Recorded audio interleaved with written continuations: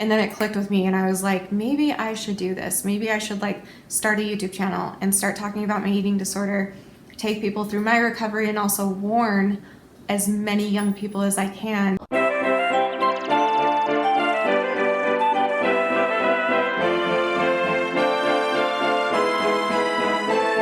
Hi Shanny Fannies, welcome to Educating Shanny. I'm Shanny and I'm recovering from an eating disorder. Hi Shanny, hi. Welcome to another Topic Tuesday video where we talk about a hard topic. And I haven't done a Topic Tuesday in so long and I'm so excited to do another one. Before I get into this video, I forgot to tell you guys something on yesterday's video where I was telling you the plan of my YouTube channel. I would like to start at the end of every video, I would like to start saying one thing that I'm grateful for that day, not just for Thanksgiving time, but like forever. I want that to be a habit for me to find something out of the day that I'm grateful for, because obviously there's millions of things throughout the day that I'm grateful for, and it's good to talk about it and be aware of what your blessings are. So that's something that I would like to do just for my own self-improvement. So, okay, let's get into this video. So today I just wanted to share with you my eating disorder story, which a few of you know about. If you've been watching me long enough, then you know my whole story. But I have a lot of new subscribers and I like to kind of share with you my story, how my eating disorder started, what made it thrive, other things that happened that made it kept going, and kind of just give you an idea of where I'm at right now as well. And I just got really dizzy and I need to sit down, so I'm gonna sit down. Okay, that's fun. Okay, that's better.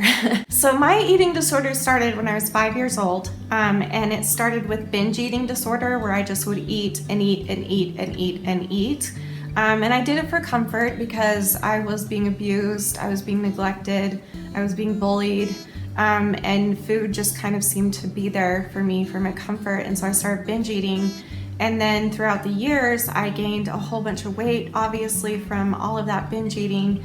Like I remember even being a little girl and we were really poor. We didn't have a lot of money growing up, but like I was the youngest of 4 siblings, and all 3 of my older siblings were way smaller than I was. Like I was very overweight, and you know, they didn't eat as much as I did. And so if they had food left on their plate at the end of dinner, I would take that food and I would hoard it and put it under my pillow and then stay up all night and eat it all night long, even as like the littlest girl, because I was always an insomniac and I could never sleep through the night, even as a baby and a little girl. Like it just was always so difficult for me to do that. So I would hoard all this food. Any extra food that was lying around, I would hoard it and eat it later.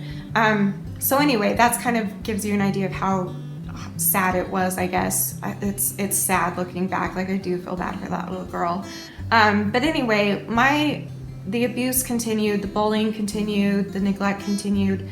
And to make a long story short, basically my mom finally left my dad when I was 13 or 14. Actually, I think their divorce was final on my 14th birthday, but she had left a little bit before that.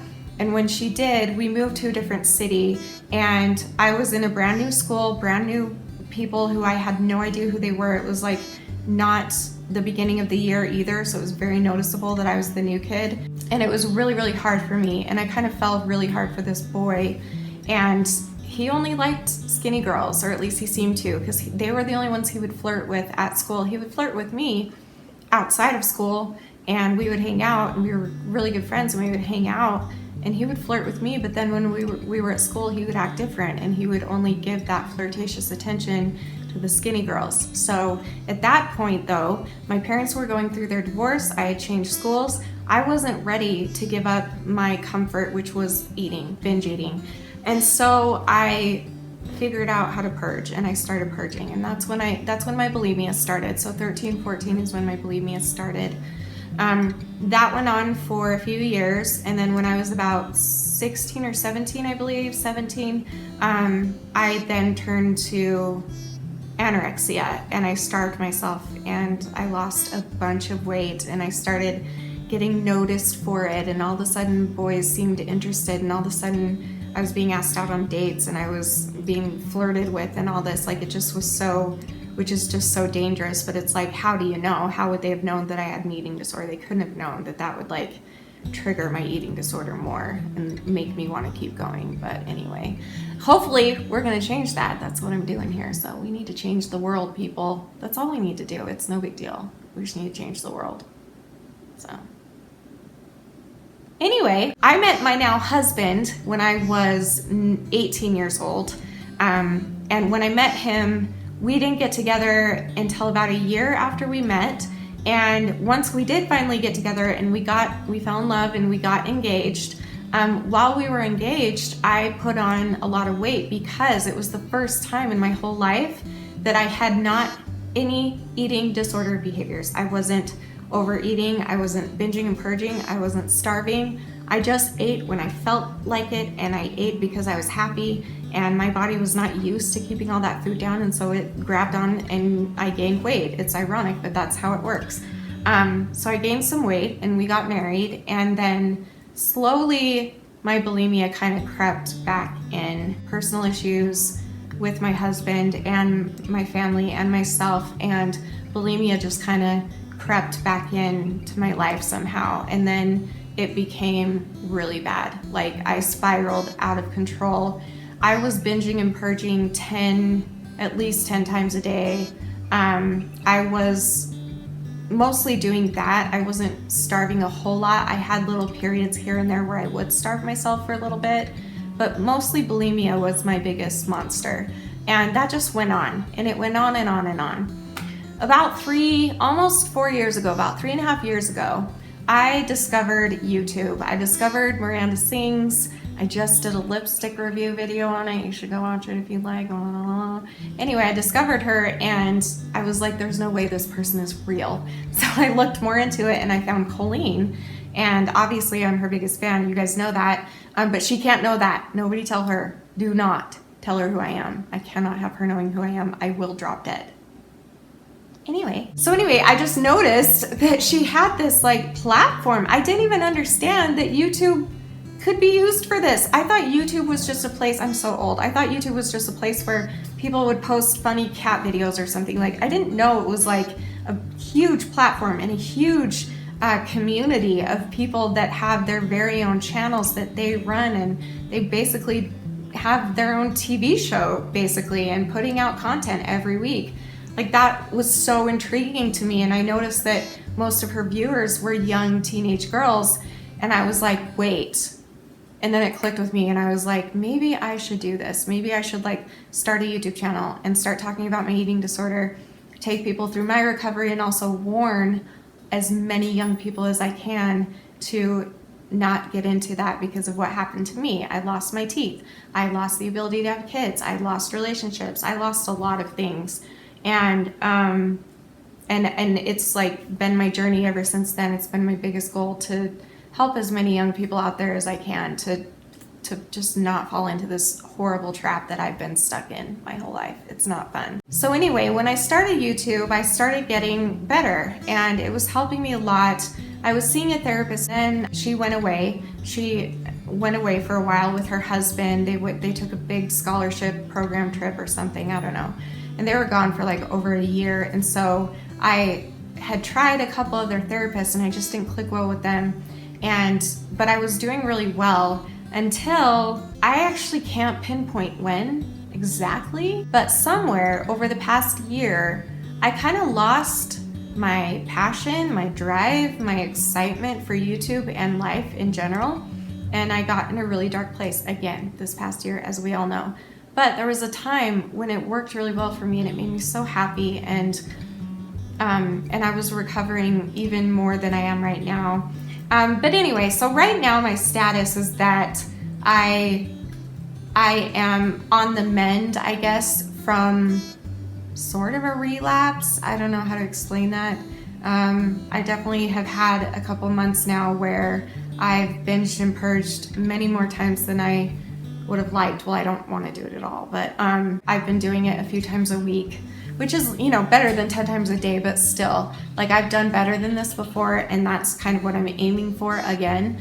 So I'm back in therapy. I've tried different therapists, by the way, this year. When I started getting really depressed, I tried some different therapists in the spring, and they just weren't working out. It just wasn't working for me. And then I've tried another one, and she wasn't working. And then thankfully my old therapist came back now, and now she's back, and so now she's treating me again, so I'm seeing her every week. So I'm really trying, and I'm really excited to be back with her and to be trying this stuff. In the past, I told everybody on here that I didn't want to share my personal therapy plan, like what my plan is, just because I get hundreds of suggestions of what I need to be doing for myself, and it gets really tiring and really hard to please everyone. So I prefer to keep my treatment plan to myself. However, I would like to open up and share things that I've learned in therapy, and share just the simple fact that I'm in therapy and that I'm committed right now and I'm dedicated. And I feel honestly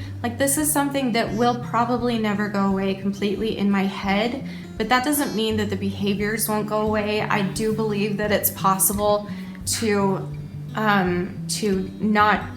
have those thoughts without doing the behaviors, because I've been there before. That's what I call my sober, is not doing the behaviors. But the thoughts are always going to be there, the temptations are always going to be there, the triggers are always going to be there. But my biggest thing right now and lately on the internet and everywhere in life is that I'm trying to face my triggers, and I'm trying to not let things that would normally trigger me, because that's just holding me back in my recovery, and I don't have time for that right now.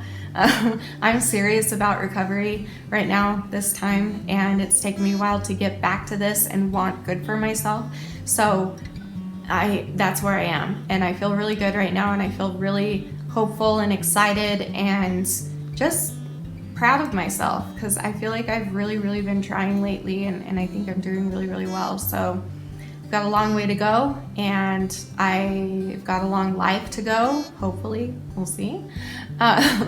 And I'm gonna do my best to do what I can. That's all I can do, is keep trying, and I will never ever give up.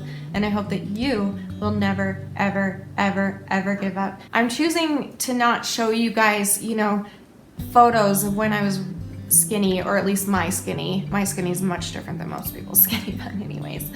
I've chosen to not share photos in this video. I've chosen to not share numbers. Most eating disorder story videos have photos and numbers, and it feels to me almost like they're glamorizing it, and I don't want to do that. Not all of them are, by the way, not all of them. Some of them are able to do it in a really tactful way, but I can't. I just can't. So I would prefer just to just leave that stuff out. So that's why you're not seeing any pictures or anything, but that shouldn't matter anyway. I think we obsess over looks and numbers enough that we don't really need to focus on that. So I know I don't, so. Anyway, that's my basic story. Now, I would love it if you guys would leave me any questions that you have for me below in the comments of this video, because I will be doing a live stream or a Q&A coming up. So in case it's a Q&A where I just film it, please leave your questions below. And if I end up doing a live stream, then come and join the live stream and ask me your questions there. And I said in yesterday's video that live streams would be every other Saturday, but now I'm not so sure about that. That might change. The live streams might just be whenever I feel like I can. I don't know if I should plan them. I don't know. But I'll try and keep you posted as close to when it's going to happen as soon as possible, that I know that I want to do it. Like if I wake up on a Wednesday and be like, oh, I want to do a live stream, I'll at least try and give you like an hour's notice or something. Anyway, you get my point. So anyway, leave questions below in case I just decide to film a Q&A, which I'll probably do anyway, regardless of the live stream. I'll probably do both. We'll see. I don't know. I'm just trying to take this easier this time and kind of try and be more realistic with myself. So okay, I've rambled long enough. Thanks for watching this video. If you're new to my channel, welcome. I talk about everything. All the hard stuff that no one wants to talk about, I talk about that. Okay, so I will see you guys next time for another video, which will be on Thursday. Therapy Thursday. It's my first Therapy Thursday, and I'm so excited for this video. I hope you guys like it. Okay, I love you guys. I'll see you Thursday, and remember forever and always that you are beautiful, you are worth it, and I am too. Thank you for watching. Bye!